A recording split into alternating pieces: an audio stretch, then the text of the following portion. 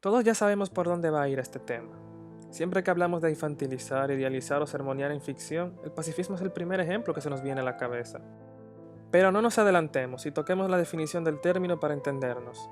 Según la definición de la RAE, el pacifismo es movimiento a favor de la abolición de la guerra como solución a los conflictos entre naciones, o actitud de quien ama la paz. A primera vista ya salen a flote los problemas de esta ideología a la hora de ser mostrada en ficción. Luego del inherente pobre pragmatismo de estas ideas está el cómo el conflicto es de una sola vía o lo infantil de la conclusión. Y es que las justificantes de esta ideología están basadas en reduccionismos y lógicas circulares del tipo la paz es buena, la guerra es mala, o el conflicto trae desgracia y por ello hay que evitarlo a toda costa. Además, desde su concepción, el pacifismo comenzó como un requisito de algunas religiones para poder llegar al paraíso. Así es, toda esta ideología tiene como argumento principal que si la cumple serás recompensado por los dioses. Pero antes que nada debo decir que aquí nos centraremos en hablar sobre la paz como un ideal. Lo que pasa es que hay dos formas de tocar el pacifismo en ficción. El primero es hablando del cómo el fin es el principio. Es decir, la paz trae más paz y por lo tanto, y dependiendo del caso, matar o usar la violencia extrema es algo malo. Y el segundo caso es donde la paz es un fin por el cual hay que sacrificarse para lograrla. Vamos, estas son las historias bélicas de toda la vida. Sin embargo, y evaluando firmemente el material ante nosotros, lo primero que se le puede acoplar a esta ideología es la disonancia en tonos que suele poseer.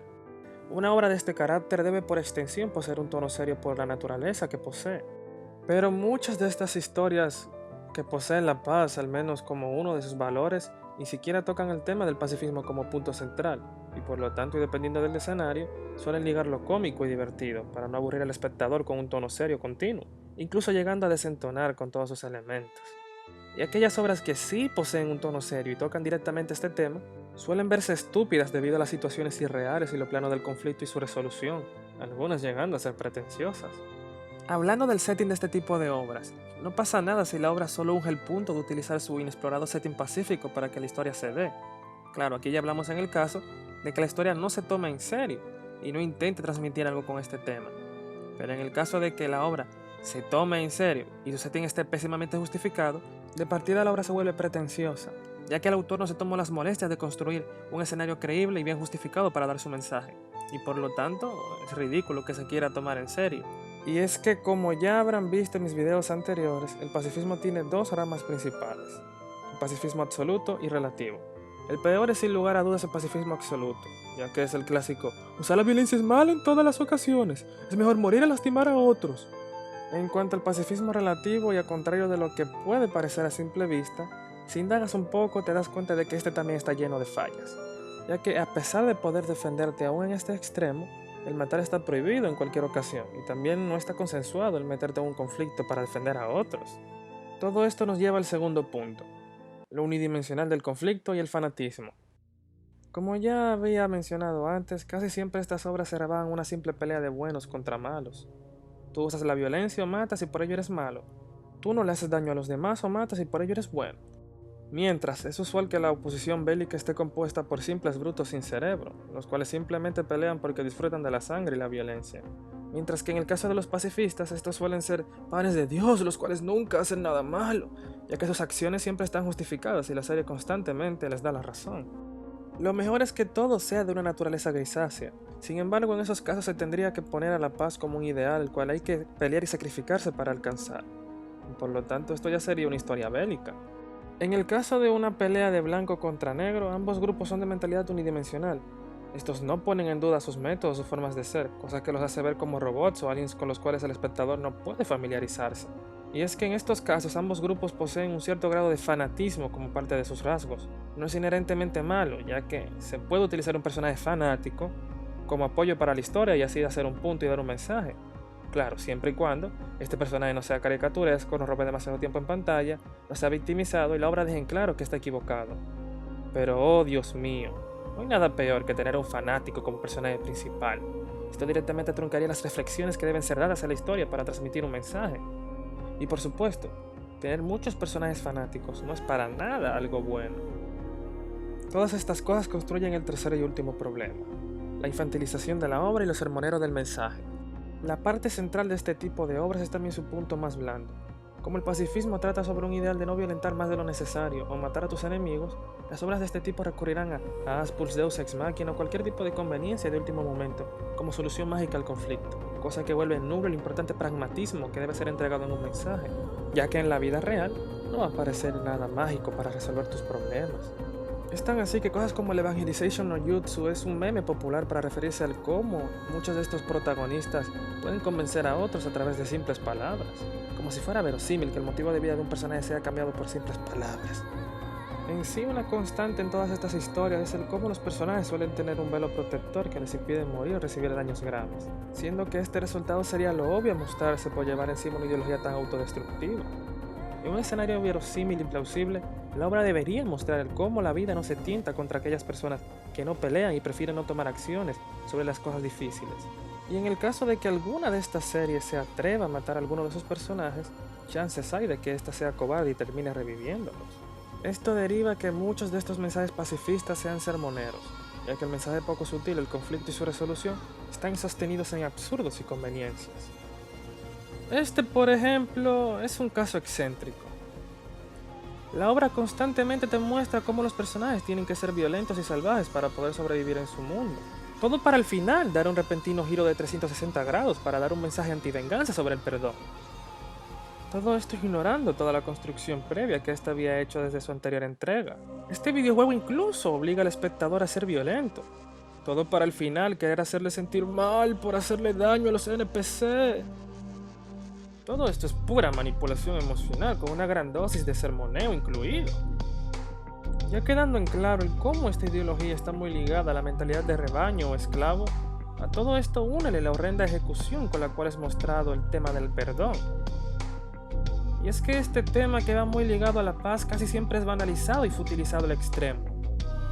Como ya debería ser sabido, para que haya redención se debe de haber un castigo o paga por todo el daño que hiciste. Razón por la cual constantemente se menciona que para que un personaje sea redimido, este no debe de haber cometido a conciencia actos irredimibles como la violación o el asesinato. Pero gran parte de los personajes redimidos de estas historias son perdonados como si nada hubiera pasado, aún después de haber hecho a conciencia cosas horribles. Estos karma houdinis que salen bien parados después de ser unos cretinos y cometer atrocidades son el clásico ejemplo de la moraleja: haz lo que quieras sin meditar tus actos, ya que nunca tendrás que pagar por todos tus males. Si creían que esto era suficiente, todavía hay un último punto. Cuarto, los mensajes pacifistas tienen el problema de que envejecen mal muy rápido.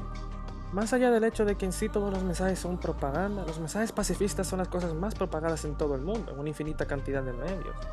Es tan así que desde niños las obras nos enseñan que la paz es la cosa más importante que debe ser perpetuada por siempre a toda costa. Es usual el cómo en tiempos pacíficos o de conflicto se retrata de forma poco sutil a la guerra y a la violencia, como cosas deshonorables e innecesarias. Sobre el cómo en pelear por el pueblo y la nación es una tontería, ya que la gente solo va a morir por nada ni nadie.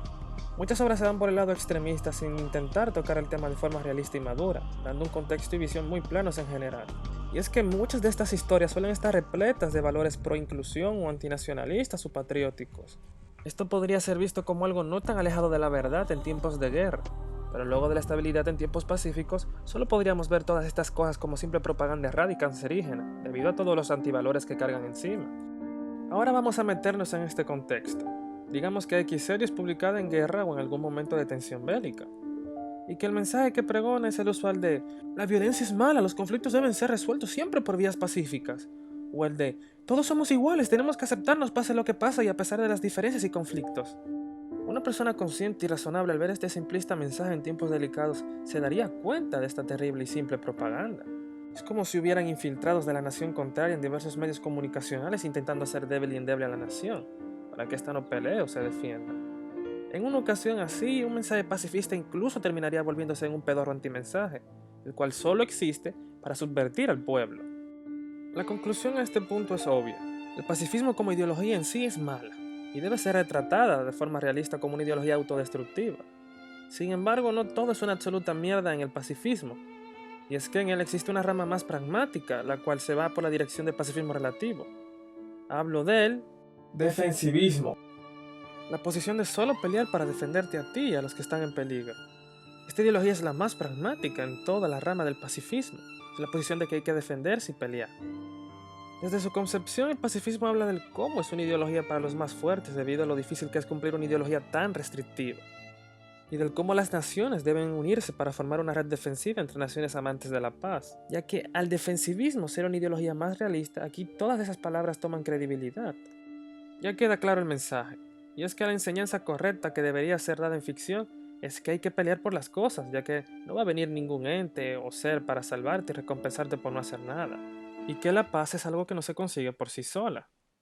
Y todo esto es algo que toda persona que vaya a escribir una historia ya debería saber. But in reality, the main emphasis of the KGB is not in the area of intelligence at all. According to my opinion and opinion of many defectors of my caliber, only about 15% of time, money, and manpower is spent on espionage as such. The other 85% is a slow process which we call either ideological subversion or active measures, активные мероприятия in the language of the KGB, or psychological warfare. What it basically means is to change the perception of reality of every American to such an extent that despite of the abundance of information, no one is able to come to sensible conclusions in the interests of defending themselves, their families, their community, and their country. It's a great brainwashing process which goes very slow, and it's divided in 4 basic stages. The first one being demoralization. It takes from 15 to 20 years to demoralize a nation. Why that many years?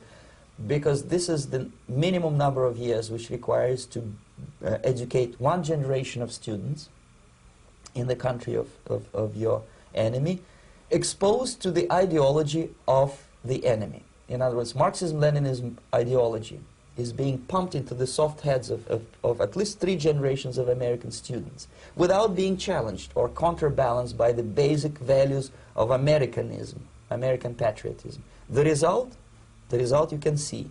Most of the people who graduated in the 60s, dropouts or half-baked intellectuals, are now occupying the positions of power in the government, civil service, business, mass media, educational system. You are stuck with them. You cannot get rid of them. They are contaminated. They are programmed to think and react to certain stimuli in a certain pattern. You cannot change their mind, even if you expose them to authentic information, even if you prove that white is white and black is black. You still cannot change the basic perception and the logic of behavior. In other words, these people, the process of demoralization is complete and irreversible. To get rid society of these people, you need another 20 or 15 years to educate a new generation of patriotically minded and common sense people who would be acting in favor and in the interests of United States society.